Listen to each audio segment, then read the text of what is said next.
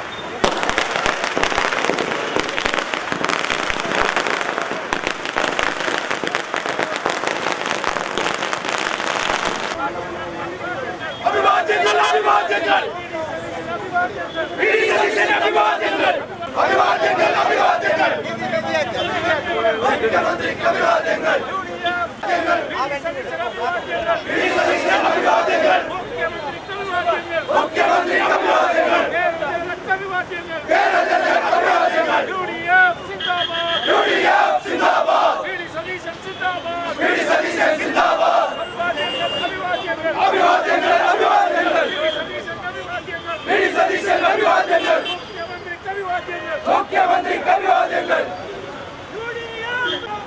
UDF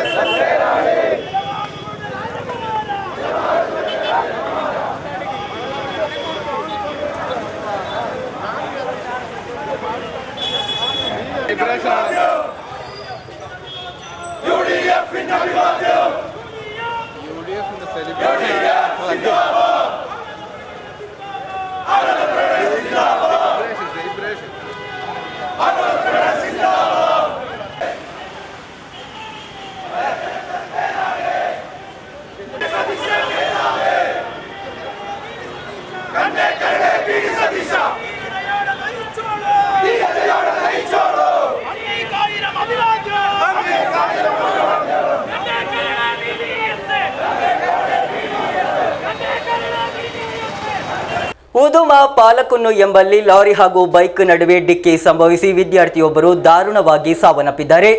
ಉದುಮ ಕೋಟಕುನ್ನುವಿನ Naseer ಅವರ ಪುತ್ರ ಲುಕ್ಮಾನ್ ಮೃತಪಟ್ಟ ದುರ್ದೈವಿ. ಬುಧವಾರ ರಾತ್ರಿ 9 ಗಂಟೆ ಸುಮಾರಿಗೆ ಈ ಅಪಘಾತ ಸಂಭವಿಸಿದೆ. ಉದುಮ ಪಾಲಕುನ್ನುವಿನಲ್ಲಿ ಲಾರಿ ಹಾಗೂ ಬೈಕ್ ನಡುವೆ ಡಿಕ್ಕಿ ಸಂಭವಿಸಿ ವಿದ್ಯಾರ್ಥಿಯೊಬ್ಬರು ಸಾವನ್ನಪ್ಪಿದ ದುರಂತ ಘಟನೆಯೊಂದು ನಡೆದಿದೆ. ಉದುಮ ಕೋಟಕುನ್ನುವಿನ ನಸೀರ್ ಅವರ ಪುತ್ರ ಲುಕ್ಮಾನ್ ಮೃತಪಟ್ಟ ದುರ್ದೈವಿ. ಬುಧವಾರ ರಾತ್ರಿ 9 ಗಂಟೆ ಸುಮಾರಿಗೆ ಪಾಲಕುನ್ನು ನಗರದಲ್ಲಿ ಈ ಅಪಘಾತ ಸಂಭವಿಸಿದೆ. ಕಾಸರಗೋಡಿನಿಂದ ಕಾಂಜಂಗಾಡಿಗೆ ಹೋಗುತ್ತಿದ್ದ ನ್ಯಾಷನಲ್ ಪರ್ಮಿಟ್ ಲಾರಿ ಹಾಗೂ ಅದೇ ದಿಕ್ಕಿನಲ್ಲಿ ಚಲಿಸುತ್ತಿದ್ದ ಬೈಕ್ ನಡುವೆ ಡಿಕ್ಕಿ ಸಂಭವಿಸಿರುವುದು. ಲುಕ್ಮಾನ್ ಮಂಗಳೂರಿನ ಶ್ರೀದೇವಿ ಕಾಲೇಜಿನಲ್ಲಿ ಪ್ರಥಮ ವರ್ಷದ BBA ವಿದ್ಯಾರ್ಥಿಯಾಗಿ ವ್ಯಾಸಂಗ ಮಾಡುತ್ತಿದ್ದರು. ಇವರ ಸಾವಿನೊಂದಿಗೆ ನಾಡಿನಲ್ಲಿ ಶೋಕದ ವಾತಾವರಣ ನಿರ್ಮಾಣಗೊಂಡಿದೆ. News bureau, Uduma. ಗರ್ಭಕಂಠ ಕ್ಯಾನ್ಸರ್ ತಡೆಗಟ್ಟಲು HPV ಲಸಿಕೆ ಸರ್ಕಾರಿ ಆಸ್ಪತ್ರೆಗಳಲ್ಲಿ ಉಚಿತವಾಗಿ ಲಭ್ಯವಿದೆ. ಕಾಸರಗೋಡು ಜಿಲ್ಲೆಯಲ್ಲಿ 11,720 ಡೋಸುಗಳ HPV ಲಸಿಕೆ ಲಭ್ಯವಿದೆ. ಭಾರತದಲ್ಲಿ ಮಹಿಳೆಯರಲ್ಲಿ ಬಾಧಿಸುವ ಕ್ಯಾನ್ಸರ್ನಲ್ಲಿ ಎರಡನೇ ಅತ್ಯಂತ ಪ್ರಧಾನವಾದ ಕ್ಯಾನ್ಸರ್ ಆಗಿರುವ ಗರ್ಭಕಂಠದ ಕ್ಯಾನ್ಸರ್ ಅನ್ನು ತಡೆಗಟ್ಟಲು HPV ಲಸಿಕೆ ಅಭಿಯಾನದ ಭಾಗವಾಗಿ ಆರೋಗ್ಯ ಇಲಾಖೆಯು ಜಿಲ್ಲೆಯ ಎಲ್ಲ ಸರ್ಕಾರಿ ಆರೋಗ್ಯ ಕೇಂದ್ರಗಳಲ್ಲಿ HPV ಲಸಿಕೆಯನ್ನು ಉಚಿತವಾಗಿ ಲಭ್ಯವಾಗುವಂತೆ ಮಾಡಿದೆ. ಭಾರತ ಸರ್ಕಾರದ ಆರೋಗ್ಯ ಮತ್ತು ಕುಟುಂಬ ಕಲ್ಯಾಣ ಸಚಿವಾಲಯವು ಮೇ 31ರೊಳಗೆ 14 ರಿಂದ 15 ವರ್ಷ ವಯಸ್ಸಿನ ಎಲ್ಲ ಹುಡುಗಿಯರಿಗೆ ಲಸಿಕೆಯ ಒಂದೇ ಡೋಸ್ ಅನ್ನು ನೀಡಲು ನಿರ್ಧರಿಸಿದೆ. ಬಳಿಕ ರಾಷ್ಟ್ರೀಯ ರೋಗನಿರೋಧಕ ವೇಳಾಪಟ್ಟಿಯಲ್ಲಿ ಸೇರಿಸಲಾದ ಮುಂಬರುವ ವರ್ಷಗಳಲ್ಲಿ 14 ರಿಂದ 15 ವರ್ಷ ವಯಸ್ಸಿನ ಎಡೆಯ ಹುಡುಗಿಯರಿಗೆ ಲಸಿಕೆಯನ್ನು ನೀಡುವ ಮೂಲಕ ಭವಿಷ್ಯದಲ್ಲಿ ಎಲ್ಲ ಹುಡುಗಿಯರು ಮತ್ತು ಮಹಿಳೆಯರು ಗರ್ಭಕಂಠದ ಕ್ಯಾನ್ಸರ್ನಿಂದ ರಕ್ಷಿಸುವ ಗುರಿಯನ್ನು ಸರ್ಕಾರ ಹೊಂದಿದೆ. ಗರ್ಭಕಂಠದ ಕ್ಯಾನ್ಸರ್ ಗರ್ಭಾಶಯದ ಕೆಳಗಿನ ಭಾಗದ ಮೇಲೆ ಪರಿಣಾಮ ಬೀರುವ ಕ್ಯಾನ್ಸರ್ ಆಗಿದೆ. 99.7% ಗರ್ಭಕಂಠದ ಕ್ಯಾನ್ಸರ್ಗಳು ಮಾನವ ಪ್ಯಾಪಿಲೋಮಾ ವೈರಸ್ನಿಂದ ಉಂಟಾಗುತ್ತವೆ. ಹೆಚ್ಚಿನ HPV ಸೋಂಕುಗಳು ಲಕ್ಷಣರಹಿತವಾಗಿರುತ್ತವೆ ಮತ್ತು ಸ್ವಯಂ ಪ್ರೇರಿತವಾಗಿ ಪರಿಹರಿಸಲ್ಪಡುತ್ತವೆಯಾದರೂ HPVಯೊಂದಿಗಿನ ನಿರಂತರ ಸೋಂಕು ಗರ್ಭಕಂಠದ ಕ್ಯಾನ್ಸರ್ಗೆ ಕಾರಣವಾಗಬಹುದು. ಭಾರತ ಸೇರಿದಂತೆ ವಿವಿಧ ದೇಶಗಳಲ್ಲಿ 2006ರಿಂದ HPV ಲಸಿಕೆಯನ್ನು ಸುರಕ್ಷಿತವಾಗಿ ನೀಡಲಾಗುತ್ತಿದೆ. ಗರ್ಭಕಂಠದ ಕ್ಯಾನ್ಸರ್ ತಡೆಗಟ್ಟುವಲ್ಲಿ HPV ಲಸಿಕೆ 90%ಕ್ಕಿಂತ ಹೆಚ್ಚು ಪರಿಣಾಮಕಾರಿಯಾಗಿದೆ. ಜಿಲ್ಲೆಯಲ್ಲಿ 11,720 ಡೋಸುಗಳ HPV ಲಸಿಕೆಗಳು ಲಭ್ಯವಿದೆ. ಅಭಿಯಾನವು ಮೇ 31ರಂದು ಕೊನೆಗೊಳ್ಳುವುದರಿಂದ ಪ್ರತಿಯೊಬ್ಬರು ಈ ದಿನಾಂಕದ ಮೊದಲು ಹತ್ತಿರದ ಸರ್ಕಾರಿ ಆರೋಗ್ಯ ಕೇಂದ್ರಗಳಿಗೆ ಭೇಟಿ ನೀಡಿ ಲಸಿಕೆ ಹಾಕಿಸಿಕೊಳ್ಳಬೇಕು ಮತ್ತು ಸುರಕ್ಷಿತವಾಗಿರಬೇಕು ಎಂದು ಜಿಲ್ಲಾ ವೈದ್ಯಾಧಿಕಾರಿ ಡಾಕ್ಟರ್ ಸಂತೋಷ್ ಬಿ ಮಾಹಿತಿ ನೀಡಿದ್ದಾರೆ. News bureau, Kasaragod. NEET UG ಪರೀಕ್ಷೆ ರದ್ದತಿಯನ್ನು ವಿರೋಧಿಸಿ KSU ನೇತೃತ್ವದಲ್ಲಿ ಪ್ರಧಾನ ಅಂಚೆ ಕಚೇರಿಗೆ ಪ್ರತಿಭಟನಾ ಮಾರ್ಚ್ ನಡೆಸಲಾಯಿತು. ಕಾರ್ಯಕರ್ತರು ರಸ್ತೆ ತಡೆ ನಡೆಸುವ ಮೂಲಕ ಪ್ರತಿಭಟನೆ ನಡೆಸಿದರು. ನೀಟ್ ಪರೀಕ್ಷೆಯಲ್ಲಿ ಉಂಟಾದ ಅಕ್ರಮದ ವಿರುದ್ಧ ಕಾಸರಗೋಡು ಮುಖ್ಯ ಅಂಚೆ ಕಚೇರಿಗೆ KSU ಜಿಲ್ಲಾ ಸಮಿತಿ ನೇತೃತ್ವದಲ್ಲಿ ಪ್ರತಿಭಟನಾ ಮಾರ್ಚ್ ನಡೆಸಲಾಯಿತು.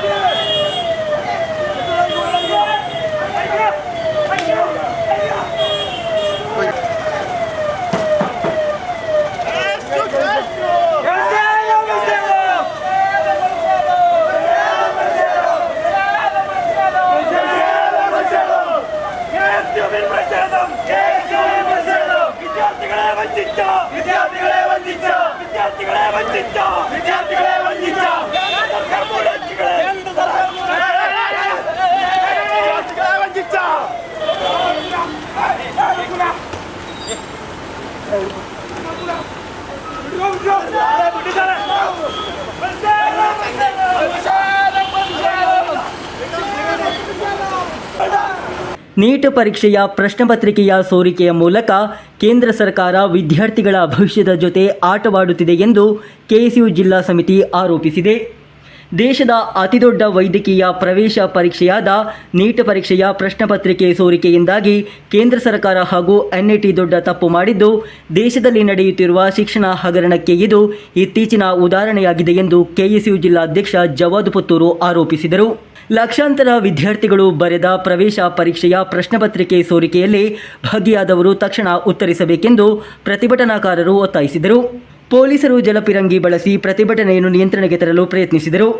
ಪೊಲೀಸರು ಜವಾದ್ ಪುತ್ತೂರು ಸೇರಿದಂತೆ ಸುಮಾರು 6 ಮಂದಿಯನ್ನು ಬಂಧಿಸಿ ಪ್ರತಿಭಟನೆಯನ್ನು ನಿಯಂತ್ರಣಕ್ಕೆ ತಂದರು.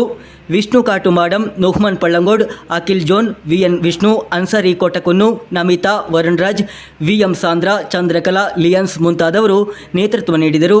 News bureau, Kasaragod. ಸಮೂಹದಲ್ಲಿ ಕೋಲಾಹಲ ಸೃಷ್ಟಿಸಲು ಯತ್ನಿಸಿದ ಯುವತಿಯ ವಿರುದ್ಧ ಪ್ರಕರಣ ದಾಖಲಾಗಿದೆ.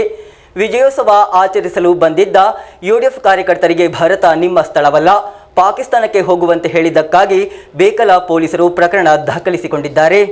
ಭಾರತವು ನಮ್ಮ ದೇಶ, ನಿಮ್ಮದಲ್ಲ, ನೀವು ಪಾಕಿಸ್ತಾನಕ್ಕೆ ಹೋಗಿ ಎಂದು ಯುವಕರಿಗೆ ಹೇಳಿದ್ದಕ್ಕಾಗಿ ಬೇಕಲ್ ಪೊಲೀಸರು ಮಹಿಳೆಯ ವಿರುದ್ಧ ಪ್ರಕರಣ ದಾಖಲಿಸಿಕೊಂಡಿದ್ದಾರೆ.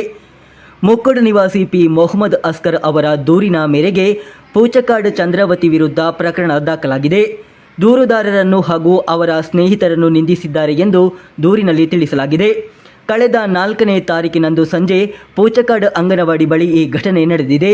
ವಿಜಯೋತ್ಸವ ರ್ಯಾಲಿ ನಡೆಸಲು ಬಂದಿದ್ದ ಯುಡಿಎಫ್ ಕಾರ್ಯಕರ್ತರಲ್ಲಿ ಮಹಿಳೆ ಈ ರೀತಿಯಾಗಿ ವರ್ತಿಸಿದ್ದಾರೆ ಎಂದು ವರದಿಯಾಗಿದೆ. ಘಟನೆಯ ದೃಶ್ಯಗಳ ಜೊತೆಗೆ ದೂರು ದಾಖಲಿಸಲಾಗಿದೆ. News bureau, Kanhangad. ತುಳುನಾಡಿನ ಪ್ರಸಿದ್ಧ ಸೌಹಾರ್ದತಾ ತಾಣಗಳಲ್ಲಿ ಒಂದಾದ ಉದ್ಯಾವರ ಅರಸು ಮಂಜೇಶ್ವರ ಕ್ಷೇತ್ರದ ವಾರ್ಷಿಕ ಜಾತ್ರಾ ಮಹೋತ್ಸವ ಅತ್ಯಂತ ಶ್ರದ್ಧಾ ಭಕ್ತಿಯಿಂದ ಹಾಗೂ ಹಿಂದೂ ಮುಸ್ಲಿಂ ಭಾವೈಕ್ಯತೆಯೊಂದಿಗೆ ಅದ್ದೂರಿಯಾಗಿ ನೆರವೇರಿತು. ಈ ಕ್ಷೇತ್ರದ ವಿಶೇಷ ಎಂಬಂತೆ ಶತಮಾನಗಳ ಪ್ರಾಚೀನ ಪದ್ಧತಿಯನ್ನು ಈ ಬಾರಿಯೂ ಕೂಡ ಅಚ್ಚುಕಟ್ಟಾಗಿ ಪಾಲಿಸಲಾಯಿತು.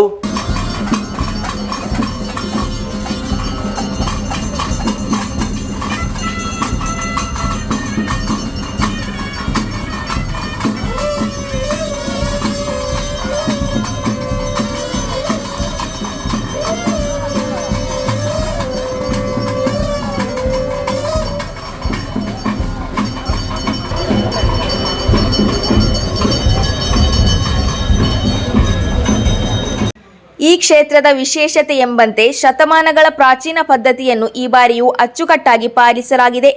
ಜಾತ್ರೋತ್ಸವದ ಪ್ರಮುಖ ವಿಧಿವಿಧಾನಗಳ ಸಂದರ್ಭದಲ್ಲಿ ಸಿಂಹಾಸನ ಕಟ್ಟೆಯ ಬಲಭಾಗದಲ್ಲಿ ಕ್ಷೇತ್ರದ ಆಡಳಿತ ವರ್ಗದವರು ಹಾಗೂ ಎಡಭಾಗದಲ್ಲಿ ಮುಸ್ಲಿಂ ಬಾಂಧವರು ಆಸೀನರಾಗಿ ಇಡೀ ಉತ್ಸವವನ್ನು ಕಣ್ತುಂಬಿಕೊಂಡರು. ಧರ್ಮದ ಗಡಿಗಳನ್ನು ಮೀರಿ ಒಂದೇ ವೇದಿಕೆಯಲ್ಲಿ ಸೌಹಾರ್ದತೆಯಿಂದ ಕುಳಿತು ಜಾತ್ರೆ ನಡೆಸುವ ಈ ಸಂಪ್ರದಾಯವು ನಾಡಿನ ಸಾಮರಸ್ಯಕ್ಕೆ ಸಾಕ್ಷಿಯಾಯಿತು.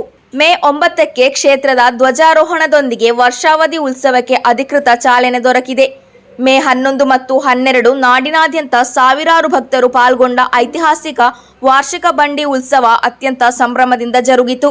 ಮೇ 15ರಂದು ಧ್ವಜ ಆವರಣದೊಂದಿಗೆ ಈ ಸಾಲಿನ ಜಾತ್ರೋತ್ಸವಕ್ಕೆ ಅಧಿಕೃತವಾಗಿ ತೆರೆ ಬೀಳಲಿದೆ. ಈ ಐತಿಹಾಸಿಕ ಕ್ಷಣಗಳಿಗೆ ಕ್ಷೇತ್ರದ ಪ್ರಮುಖರಾದ ಕಿರಣ್ ಶೆಟ್ಟಿ, ಸಂಜೀವ ಶೆಟ್ಟಿ, ಉಮೇಶ್ ಪೂಮಣ್ಣು, ತಿಮ್ಮ ಭಂಡಾರಿ, ಕುഞ്ഞಣ್ಣ ಚೌಟ, ಮಂಜಾ ರೈ ಸೇರಿದಂತೆ ಪದಾಧಿಕಾರಿಗಳು ಹಾಗೂ ಊರಿನ ಸಮುದಾಯದ ಪ್ರಮುಖರು ಸಾಕ್ಷಿಯಾದರು. ಜಾತಿ ಮತಗಳ ಭೇದವಿಲ್ಲದೆ ಎಲ್ಲರೂ ಒಂದಾಗಿ ಆಚರಿಸುವ ಈ ಹಿಂದೂ ಮುಸ್ಲಿಂ ಜಾತ್ರೆಯು ಸಮಾಜಕ್ಕೆ ಪ್ರೀತಿ ಮತ್ತು ಸಹಬಾಳ್ವೆಯ ಮಹತ್ತರ ಸಂದೇಶವನ್ನು ಸಾರುವಲ್ಲಿ ಯಶಸ್ವಿಯಾಗಿದೆ. Abdul Rahman Udyavar, news bureau, Manjeshwar. NEET ಪರೀಕ್ಷೆಯ ಪ್ರಶ್ನ ಪತ್ರಿಕೆ ಸೋರಿಕೆಯ ವಿರುದ್ಧ ಕುಂಬ್ಳೆಯಲ್ಲಿ ಎಂಎಸ್ಎಫ್ ಕಾರ್ಯಕರ್ತರು ರಸ್ತೆ ತಡೆ ಪ್ರತಿಭಟನೆ ನಡೆಸಿದರು. ರಸ್ತೆ ತಡೆ ನಡೆಸಿ ಪ್ರತಿಭಟನೆ ಮಾಡಿದಾಗ ತೀವ್ರ ಸಂಚಾರ ದಟ್ಟಣೆ ಉಂಟಾಯಿತು. ಕುಂಬ್ಳೆ ಪೊಲೀಸರು ಕಾರ್ಯಕರ್ತರನ್ನು ಬಂಧಿಸಿ ಪರಿಸ್ಥಿತಿಯನ್ನು ನಿಯಂತ್ರಣಕ್ಕೆ ತಂದರು. ನೀಟ್ ಪರೀಕ್ಷೆಯ ಪ್ರಶ್ನೆ ಪತ್ರಿಕೆ ಸೋರಿಕೆಗೆ ಸಂಬಂಧಿಸಿದಂತೆ ಕುಂಬ್ಳೆಯಲ್ಲಿ ಎಂಎಸ್ಎಫ್ ಪ್ರತಿಭಟನೆ ನಡೆಸಿತು. ಕಾರ್ಯಕರ್ತರು ಹೆದ್ದಾರಿ ತಡೆದು ಪ್ರತಿಭಟನೆ ನಡೆಸಿದರು. ವರ್ಷಗಟ್ಟಲೆ ಕಷ್ಟಪಟ್ಟು ಓದಿ ನೀಟ್ ಪರೀಕ್ಷೆ ಬರೆದ ಲಕ್ಷಾಂತರ ವಿದ್ಯಾರ್ಥಿಗಳನ್ನು ವಂಚಿಸುವ ಕೇಂದ್ರ ಸರ್ಕಾರದ ನಿರ್ಲಕ್ಷ್ಯದ ವಿರುದ್ಧ ಪ್ರತಿಭಟನೆ ನಡೆಸಲಾಗಿರುವುದು. ಸುಮಾರು 1/4 ಗಂಟೆ ರಸ್ತೆ ತಡೆ ನಡೆಸಿದ ಪರಿಣಾಮ ತೀವ್ರ ಸಂಚಾರ ದಟ್ಟಣೆ ಉಂಟಾಯಿತು. ಕುಂಬ್ಳೆ ಪೊಲೀಸ್ ಕಾರ್ಯಕರ್ತರನ್ನು ಬಂಧಿಸಿ ಪರಿಸ್ಥಿತಿಯನ್ನು ನಿಯಂತ್ರಣಕ್ಕೆ ತಂದರು.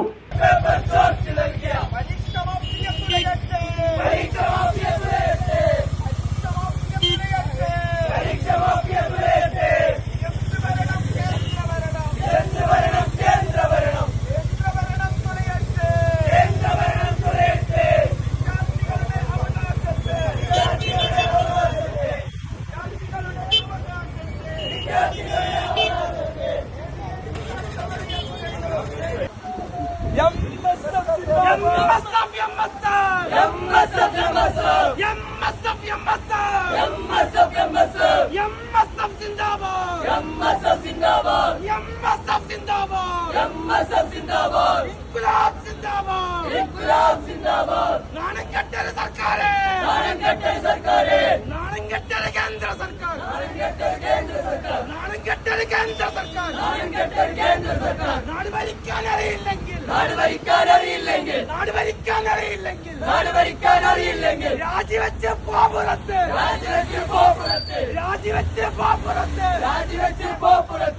ಎಂಎಸ್ಎಫ್ ರಾಜ್ಯ ಕಾರ್ಯಕಾರಿ ಸಮಿತಿ ಸದಸ್ಯ ಸವಾದ್ ಅಂಗಡಿ ಮೊಗರ್, ಜಿಲ್ಲಾ ಕೋಶಾಧಿಕಾರಿ ಸಫ್ರಸ್ ಬಂದ್ಯೋಡ್, ಜಮ್ಶೀರ್ ಮೊಗ್ರಲ್, ರಾಸಿಕ್ ಮೈಮುನಗರ್, ನಿಸರ್ ಕೊಕ್ಕಚಾಲ್, ಅನ್ಸರ್ ವರ್ಕಾಡಿ, ಸೊಹೀದ್ ಚಳಿಕುಂಡು, ನಾಫಿ ಬಂಬ್ರಾಣ, ಹಶೀರ್ ಆರಿಕಾಡಿ, ರಿಫಾಯಿ ಕುಂಬ್ಳೆ, ಹಾಶಿರ್ ಒಳವಿಲ್ ಮುಂತಾದವರು ಪ್ರತಿಭಟನೆಯ ನೇತೃತ್ವ ವಹಿಸಿದರು. News bureau, Kasaragod. ವಲಿಯ ಪರಂಬ ಎಡೆಲೆಕಾಡು ಕಾವಿನ ಚಲನವಲನಗಳನ್ನು ವೀಕ್ಷಿಸಲು ವಾಯನ ಬೆಳಚ್ಚ ಹಾಗೂ ವಾಯನ ಕಳರಿ ಯೋಜನೆಯ ಭಾಗವಾಗಿ ಮಕ್ಕಳ ಗುಂಪೊಂದು ಆಗಮಿಸಿತು. ತ್ರಿಕರಿಪುರ ಐಟಿ ಇಕೆ ನಾಯ್ನರ್ ವಾಚನಾಲಯ ಹಾಗೂ ಗ್ರಂಥಾಲಯದ ನೇತೃತ್ವದಲ್ಲಿ ಪ್ರಕೃತಿಯನ್ನು ಅರ್ಥೈಸಲು ಎಡೆಲೆಕಾಡು ಕಾವಿನಲ್ಲಿ ಮಕ್ಕಳ ಗುಂಪೊಂದು ಒಗ್ಗೂಡಿದರು. ಬೇಸಿಗೆಯ ಮಳೆಯಲ್ಲಿ ಬೀಳುವ ಮಳೆಹನಿಗಳ ನಡುವೆ ಕಾಡಿನಲ್ಲಿ ನಡೆಯುವ ಸಣ್ಣ ಚಲನೆಯನ್ನು ಸಹ ಅವರು ವೀಕ್ಷಿಸಿದರು. ಹೊಸ ಮಳೆಯಲ್ಲಿ ಮಳೆಯ ಕೊಚ್ಚೆಗುಂಡಿಗಳಿಂದ ಹೊರಬರುವ ಅಣಬೆಗಳು, ಬಲೆ ಹೆಣೆಯುವ ಜೇಡಗಳು ಮತ್ತು ವಿವಿಧ ಗಿಳಿಗಳ ಸದ್ದುಗಳು ಮಕ್ಕಳಿಗೆ ಆಕರ್ಷಕ ದೃಶ್ಯವಾಗಿತ್ತು. ಅತ್ಯಪೂರ್ವದ ಒರಿಲತಾಮರ ಎಂಬ ಆರ್ಕಿಡ್ ವಿಭಾಗದಲ್ಲಿ ಇರುವ ಔಷಧ ಸಸ್ಯದ ಬಗ್ಗೆ ಹಾಗೂ ಅಳಿವಿಂಚಿನಲ್ಲಿರುವ ಬಿಳಿ ಹೊಟ್ಟೆಯ ಸಮುದ್ರಗಿಡುಗದ ಬಗ್ಗೆ ಅವರು ಆಶ್ಚರ್ಯಕರವಾಗಿ ಕೇಳಿ ಕಲಿತರು. ಗ್ರಂಥಾಲಯ ಮಂಡಳಿ ಹೊಸದುರ್ಗ ತಾಲೂಕು ಕಾರ್ಯದರ್ಶಿ ಪಿ ವೇಣುಗೋಪಾಲನ್ ಕಾವಿನ ಅರಿಯಾನ್ ಕಾರ್ಯಕ್ರಮವನ್ನು ಉದ್ಘಾಟಿಸಿದರು. ವಾಯನ ವೆಳಿಚ್ಚಂ ಸಂಚಾಲಕ ಕೆ ಮನುಜಾ, ಗ್ರಂಥಾಲಯ ಅಧ್ಯಕ್ಷ ಸಿದ್ದುಲಾಲ್ ಐಟಿ, ಗ್ರಂಥಪಾಲಕರಾದ ವಿಪಿ ಸೀಮಾ, ಟಿಕೆ ಶಿಜು ಮತ್ತು ಯುಕೆ ಸಜಿತಾ ಮಾತನಾಡಿದರು. News bureau, Cheruvathur. ಕೊನೆಯಲ್ಲಿ ಮತ್ತೊಮ್ಮೆ ಮುಖ್ಯಾಂಶಗಳು. ಕೇರಳದ ಮುಖ್ಯಮಂತ್ರಿಯಾಗಿ ವಿಡಿ ಸತೀಶನ್ ಆಯ್ಕೆ. ಜಿಲ್ಲೆಯಲ್ಲಿ ಯುಡಿಎಫ್ ಕಾರ್ಯಕರ್ತರಿಂದ ನಡೆಯಿತು ಸಂಭ್ರಮಾಚರಣೆ. 2 ವಾರಗಳ ಬಳಿಕ ಮುಖ್ಯಮಂತ್ರಿಯನ್ನು ಘೋಷಿಸಿದ ಹೈಕಮಾಂಡ್. ಉದುಮ ಪಾಲಕುನುವಿನಲ್ಲಿ ಲಾರಿ ಹಾಗೂ ಬೈಕ್ ನಡುವೆ ಡಿಕ್ಕಿ ಸಂಭವಿಸಿ ವಿದ್ಯಾರ್ಥಿಯೋರ್ವ ದಾರುಣ ಅಂತ್ಯ. ಉದುಮ ಕೋಟಕುನುವಿನ ನಸೀರ್ ಅವರ ಪುತ್ರ ಲುಕ್ಮಾನ್ ಮೃತಪಟ್ಟ ದುರ್ದೈವಿ. ಗರ್ಭಕಂಠ ಕ್ಯಾನ್ಸರ್ ತಡೆಗಟ್ಟಲು HPV ಲಸಿಕೆ ಉಚಿತವಾಗಿ ಸರ್ಕಾರಿ ಆಸ್ಪತ್ರೆಗಳಲ್ಲಿ ಲಭ್ಯ. ಕಾಸರಗೋಡು ಜಿಲ್ಲೆಯಲ್ಲಿ 11,720 ಡೋಸುಗಳ ಲಸಿಕೆ ಲಭ್ಯತೆ. ನೀಟ್ ಯುಜಿ ಪರೀಕ್ಷೆ ರದ್ದತಿಯನ್ನು ವಿರೋಧಿಸಿ ಕೆಎಸ್ಯು ನೇತೃತ್ವದಲ್ಲಿ ನಡೆಯಿತು ಪ್ರಧಾನ ಅಂಚೆ ಕಚೇರಿಗೆ ಪ್ರತಿಭಟನಾ ಮಾರ್ಚ್. ಕಾರ್ಯಕರ್ತರು ರಸ್ತೆ ತಡೆ ನಡೆಸುವ ಮೂಲಕ ತೀವ್ರಗೊಂಡ ಪ್ರತಿಭಟನೆ. ಸಮೂಹದಲ್ಲಿ ಕೋಲಾಹಲ ನಿರ್ಮಾಣ ಮಾಡಲು ಯತ್ನಿಸಿದ ಯುವತಿಯ ವಿರುದ್ಧ ಬೇಕಲ್ ಪೊಲೀಸರಿಂದ ಪ್ರಕರಣ ದಾಖಲು. ವಿಜಯೋತ್ಸವ ಆಚರಿಸಲು ಬಂದಿದ್ದ ಯುಡಿಎಫ್ ಕಾರ್ಯಕರ್ತರಿಗೆ ಭಾರತ ನಿಮ್ಮ ಸ್ಥಳವಲ್ಲ, ಪಾಕಿಸ್ತಾನಕ್ಕೆ ಹೋಗುವಂತೆ ಹೇಳಿಕೆ ನೀಡಿದ್ದ ವಿರುದ್ಧ ಕೇಸು ದಾಖಲು. ಉದ್ಯಾವರ ಅರಸು ಮಂಜೇಶ್ವರ ಕ್ಷೇತ್ರದ ಜಾತ್ರಾ ಮಹೋತ್ಸವ ಸಂಪನ್ನತೆಡೆಗೆ ಭಾವೈಕ್ಯತೆಯ ಬಂಡಿ ಉತ್ಸವದಲ್ಲಿ ಕಂಡುಬಂತು ಮನಮೋಹಕ ದೃಶ್ಯಗಳು. ಇಂದಿನ ವಾರ್ತಾ ಸಂಚಿಕೆ ಇಲ್ಲಿಗೆ ಮುಕ್ತಾಯವಾಯಿತು. ಮುಂದಿನ ವಾರ್ತಾ ಸಂಚಿಕೆಯೊಂದಿಗೆ ಮತ್ತೆ ಭೇಟಿಯಾಗೋಣ. ವಂದನೆಗಳು.